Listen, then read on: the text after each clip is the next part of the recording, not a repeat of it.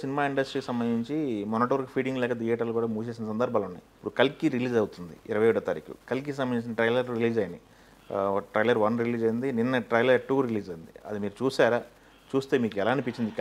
కల్కికి సంబంధించిన ఇంకొక వార్త ఏంటంటే, పెద్ద సినిమా కాబట్టి 2 తెలుగు రాష్ట్రాలకు సంబంధించి టికెట్ రేట్ల విషయంలో వెసులుబాటు కావాలని చెప్పేసి 2 తెలుగు రాష్ట్రాలకి అప్లికేషన్ పెట్టుకున్నారు నిర్మాత అని చెప్పేసి తెలిసింది. ఏంటి అసలు కల్కి సంబంధించింది బజ్ ఎలా ఉంది? ఏమనిపిస్తుంది ట్రైలర్ చూసిన తర్వాత? 6 నెలల నుంచి మొత్తం జనాలు ఆకలితో ఉన్నారు. 6 మంత్స్ నుంచి సినిమా లేదు. 6 మంత్స్ నుంచి సినిమా లేదు. 6 మంత్స్ నుంచి జనాలు బయటకు రావట్లేదు. ఎందుకు రావట్లేదు అంటే, జనాలు బయటకు రావడానికి ఏది చూసినా అన్ని చిన్న సినిమాలు ఉన్నాయి. ఎప్పుడు కూడా చిన్న సినిమా, పెద్ద సినిమా, మిడిల్ సినిమా అంటాం. ఇవన్నీ మన కాంప్లెక్స్లో ఉంటే బయటకు వస్తాం. బయటకు వచ్చి ఆ రోజు పెద్ద సినిమా దొరకకపోతే ఇంకో సినిమాకి వెళ్తాం. కానీ మనం అన్ని చిన్న సినిమాలు వేస్తే కూడా జనాలు రారు, మిడిల్ సినిమా వేస్తే కూడా జనాలు రారు. అందుకే పెద్ద సినిమా కంపల్సరీ సపోర్ట్ ఉండాలి. అయితే 6 నెలల నుంచి పెద్ద సినిమాలు లేవు. ఓకే, ఎలక్షన్ రూపాన అవ్వచ్చు, ఎండల రూపాన అవ్వచ్చు, ఏదో రూపాన మొత్తం టోటల్గా మొత్తం అన్నీ కూడా గుంటూరు కారందరూ సినిమాలు లేవు. డీజేటీలు అని ఒక్క సినిమా, అది కూడా ఏదో 3 వారాలు నిలబెట్టింది. ఆ తర్వాత ఇప్పుడు అంత ఆకలితో వస్తుంది ఈ సినిమా. ఇది కల్కి అనే సినిమా.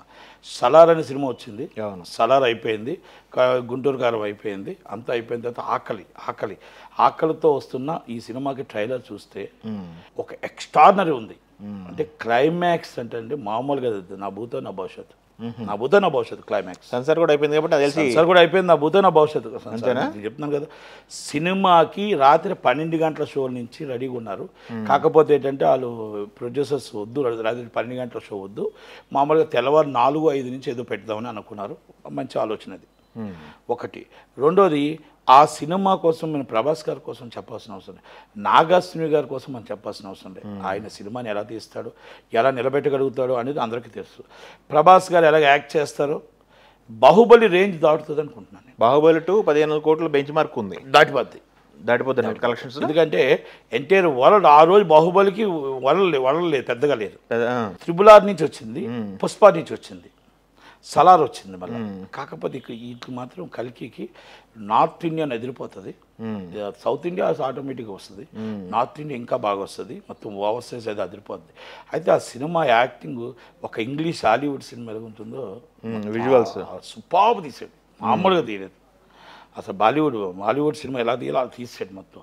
ఆ విజువల్స్ అవన్నీ చూస్తుంటే సెకండ్ హాఫ్ అంటే మామూలు కాదంటే అలా కూర్చోబెట్టిందంట. మామూలుగా క్లైమాక్స్ అయితే నా భూతో నా భవిష్యత్తు. అంటే నేను ఆల్రెడీ మీకు రిపోర్ట్ వచ్చింది, రిపోర్ట్ ఉంది అంతే తప్ప మనకు ఒకటి ఏంటంటే, ఇప్పుడు సినిమా ఎవరు సెన్సార్లో చూసిన తర్వాత ఆటోమేటిక్గా రిపోర్ట్ బయటకు వచ్చేస్తుంది. ఈ రిపోర్ట్ బయటకు మంచి వస్తుంది, బయటకు చెడు వస్తుంది. ఆ రిపోర్ట్ అనేది బయటకు వచ్చిన తర్వాత యాక్షన్ నా భూతో నా భవిష్యత్తు. ఎందుకంటే నేను ఒకటి చెప్తున్నాను కదండి, టికెట్స్ ఇప్పుడు ఓపెన్ చేస్తే ఇప్పుడు అసలు మొత్తం వారం రోజులకు ఫుల్స్ అయిపోతాయి. అలా ఓవర్సీస్ టికెట్స్ అయితే ఓపెన్ చేశారు, వాళ్ళ ముందే వెళ్ళిపోతున్నాయి, మామూలు బేబస్ ఉంటుంది. అయితే ఆ సినిమాకి రేట్లు అడగడం అనేది మనం ఇప్పుడేం కొత్తగా కాదండి. ప్రతి సినిమాకి, పెద్ద సినిమాకి 100 కోట్ల బడ్జెట్కి మనం ఈ రేట్ అనేది అడుగుతాం. ఫస్ట్ 1 డే ఫస్ట్ బెనిఫిట్స్లో ఒక రేట్ అడుగుతాం, మళ్ళీ మనం 1 వీక్ ఒక రేట్ అడుగుతాం, మళ్ళీ ఇంకో 1 వీక్ ఒక రేట్ అడుగుతాం. గవర్నమెంట్లో లాస్ట్ టైం 430 రూపాయలు సలార్కి ఇచ్చాయి, అలాగే అక్కడ వచ్చి 250 రూపాయలు ఇచ్చాయి. అలాగే ఇప్పుడు దాన్ని కూడా మొత్తం టోటల్గా దత్తుగరాలు పెట్టే స్వప్నగరాలు 100% రెగ్యులర్ ఫార్మాట్ అండి, రెగ్యులర్ దాంట్లోనే తప్ప ఇదేదో ఒక స్పెషల్ ఏమి ఉండదండి. కన్ఫర్మ్ సోమవారం మధ్యాహ్నం 1 గంట కల్లా ఒక జియో వస్తుంది. జియోలో రేట్లు 380 రూపాయల నుంచి ఫస్ట్ డే వస్తుంది అనుకుంటున్నాను, నేను ఎక్స్పెక్ట్ చేస్తున్నా. అంటే 380 అంటే కాదు, 200 రూపాయలు కూడా ఉంటుంది, 250 రూపాయలు కూడా ఉంటాయి. దాంట్లో మొత్తం టోటల్గా సింగిల్ స్క్రీన్స్ 250 రూపాయలు, 150 రూపాయలు కూడా ఉంటాయి. అలాగే మల్టీప్లెక్స్లకు ఒక రేట్ ఉంటుంది కనుక మల్టీప్లెక్స్లకు 350 వస్తుంది, సింగిల్ స్క్రీన్ 250 వస్తుంది. అలాగే బి క్లాస్లకు వచ్చి 200 వస్తుంది, 150 వస్తుంది. ఇవన్నీ రేట్లు ఇంకా అంతగాని ఇంకా ఎక్కువగా జనాలు రారండి. ఎందుకంటే మనం ఒక రేటు పెడితే జనాలు 10 సార్లు 5 సార్లు సినిమా రిపీట్ అని చూసేటట్టు ఉండాలి తప్ప మన జనాలు ఇబ్బంది పెట్టకూడదు. బెనిఫిట్స్ అనేది మనం 500 రూపాయలు, 350, 400 అనేది ఈ పెద్ద హీరోలకు కామన్ అండి. అది మనం దానికి కంపల్సరీ గవర్నమెంట్ అడుగుతుంది, గవర్నమెంట్ ఇస్తుంది కూడా. ఇది రెగ్యులర్ ఫార్మాట్. ఇది ఇంతకుముందు గతంలో ఇచ్చిన రేట్లు, కాకపోతే ఇది ఎక్కువ ఖర్చు అయింది కాబట్టి, సలార్ కార్డు ఎక్కువ ఖర్చు అయింది కాబట్టి మనకి ఇంకొంచెం ఎక్కువగా ఇస్తారు.